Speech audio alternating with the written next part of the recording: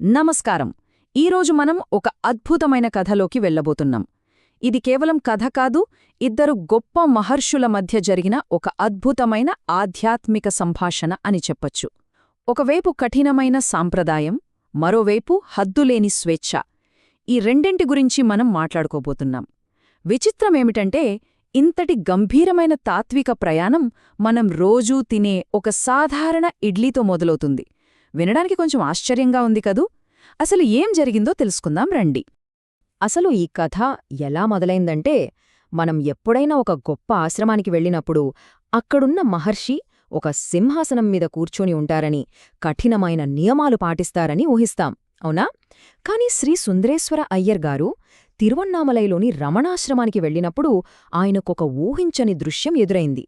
సాక్షాత్తు భగవాన్ రమణ మహర్షి ఆశ్రమంలోని అందరితో పాటు చాలా సాధారణంగా కూర్చొని ఇడ్లీలు తింటున్నారు. సుందరేశ్వరయ్యర్ గారికి ఇది చూసి ఒక్కసారిగా మైండ్ బ్లాక్ అయిపోయింది.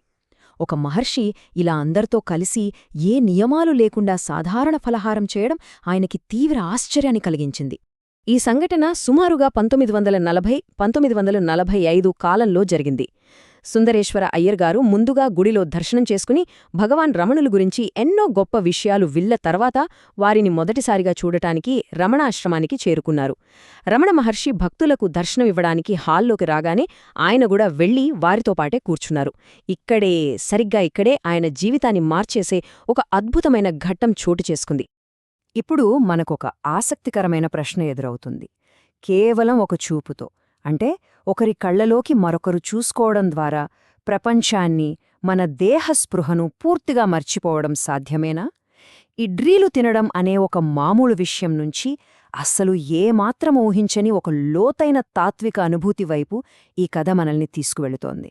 ఆ చూపులో ఏముంది? ఆ తర్వాత ఏం జరిగింది? హాల్లో కూర్చున్న అయ్యర్గారి కళ్ళు అకస్మాత్తుగా రమణమహర్షి కళ్లతో కలిశాయి. అంతే, మొదటి దశలో ఆయన భౌతిక శరీరం గాలిలా తేలికైపోయినట్లనిపించింది. ఆ తర్వాత మాటలు చెప్పలేని, అంతులేని ఆనందం ఒక్కసారిగా ఉప్పొంగింది. చుట్టూ ఏం జరుగుతోంది, అసలు తను ఎక్కడున్నాడు అనే బాహ్యస్మృతి పూర్తిగా మాయమైపోయింది.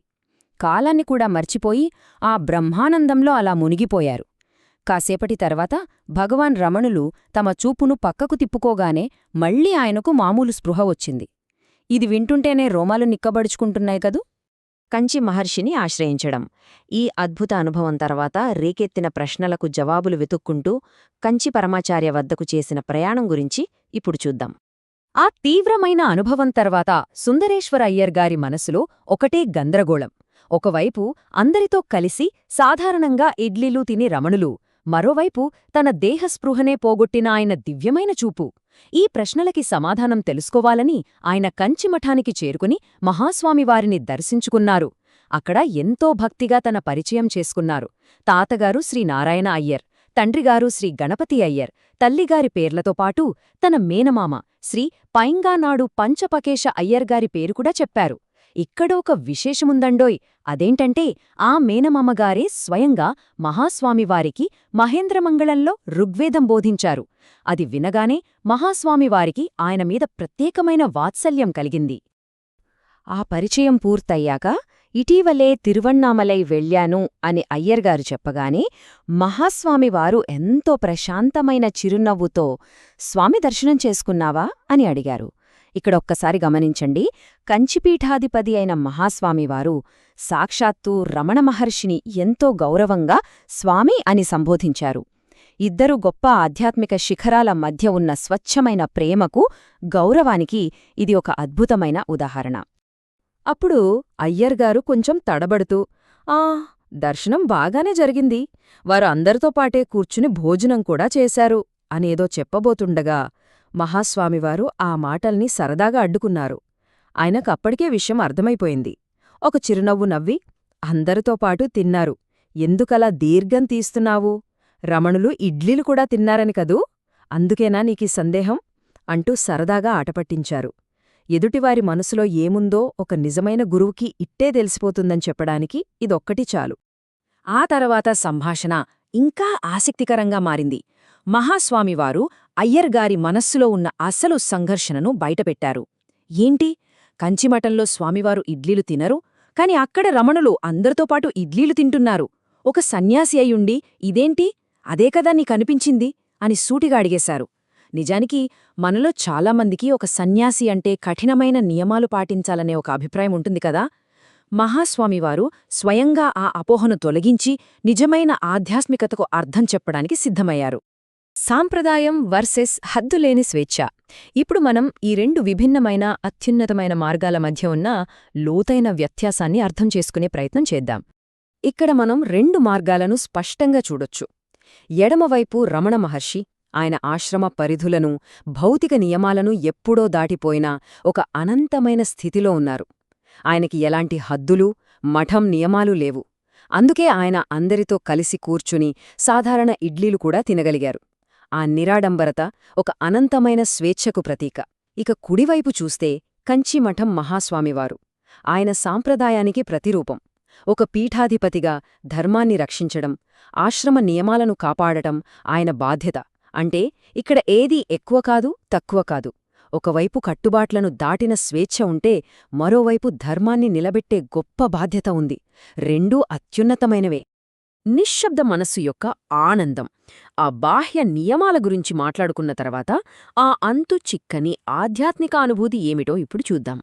ఈ నియమాల గురించి చర్చ ముగిశాక సుందరేశ్వర అయ్యర్గారు అసలు విషయాన్ని బయటపెట్టారు. స్వామీ, రమణులు నా వైపు చూశారు. అంతే, నా స్మృతిని కోల్పోయాను. నా శరీరం ఎంతో తేలికైపోయింది. అది చాలా అద్భుతమైన అనుభవం. అలా ఎంతసేపు ఉండిపోయానో నాకే తెలియలేదు అని ఆశ్చర్యంతో చెప్పారు. ఆలోచనలు ఆగిపోయినప్పుడు మనసు ఎంత ప్రశాంతంగా ఉంటుందో ఆ అతీంద్రియమైన అనుభూతిని ఆయన మాటల్లో మనం స్పష్టంగా గమనించవచ్చు. ఆ అద్భుతమైన స్థితి అలాగే శాశ్వతంగా ఉండిపోతే ఎంత బాగుంటుందో కదా అని ఆయనకనిపించింది. అప్పుడు కంచి మహాస్వామివారు ఒక అద్భుతమైన తాత్విక సత్యాన్ని చెప్పారు. అదే బ్రహ్మానుభూతి. అంటే మనసును, ఆలోచనలను పూర్తిగా శూన్యం చేసి కేవలం శాశ్వతమైన ఆనందాన్ని మాత్రమే అనుభవించే ఒక పరమ పవిత్రమైన స్థితి. రమణ మహర్షులు కేవలం తమ ఒక్క చూపు ద్వారా అయ్యర్గారి మనస్సును కొద్దిసేపు పూర్తిగా ఆపివేశారు. మనస్సు మాయమైపోతే ఇక మిగిలేది స్వచ్ఛమైన బ్రహ్మానందం మాత్రమే కదా. ఆ శాశ్వతమైన ఆనందాన్ని కొద్దిసేపు రుచి చూపించడానికే రమణులలా చేశారని మహాస్వామివారు చాలా స్పష్టంగా వివరించారు. ఆ అనుభవం గురించి ఇంత అద్భుతంగా వివరించిన తర్వాత మహాస్వామివారిచ్చిన ఒక సలహా మనందర్నీ ఆశ్చర్యపరుస్తుంది. అదేంటంటే, నీకు ఎప్పుడు వీలైతే అప్పుడు మళ్లీ వెళ్ళి ఆ రమణుల దర్శనం చేసుకో అని చెప్పారు. ఇదెంత గొప్ప విషయమో ఆలోచించండి. ఒక గొప్ప పీఠాధిపతి తన దగ్గరకొచ్చిన భక్తుడిని మరొక మహర్షి దగ్గరకు వెళ్ళి ఆ ఆనందాన్ని మళ్లీ పొందమని చెప్పడం. ఇందులో ఉన్న ఆ నిస్వార్థత, ఆ అహంకారం లేని ఆధ్యాత్మికత నిజంగా వర్ణనాతీతం.